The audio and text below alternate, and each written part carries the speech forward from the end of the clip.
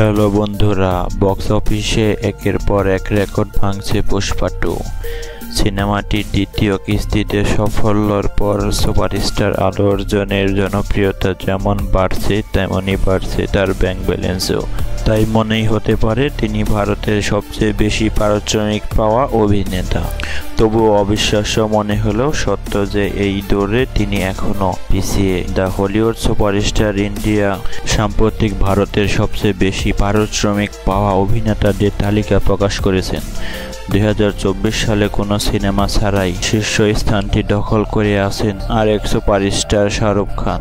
The Hollywood reporter India অনুযায়ী শাহরুখ খানের পাঠান ছবি তাকে 350 কোটি রুপিরও বেশি লাভ এনে দেন।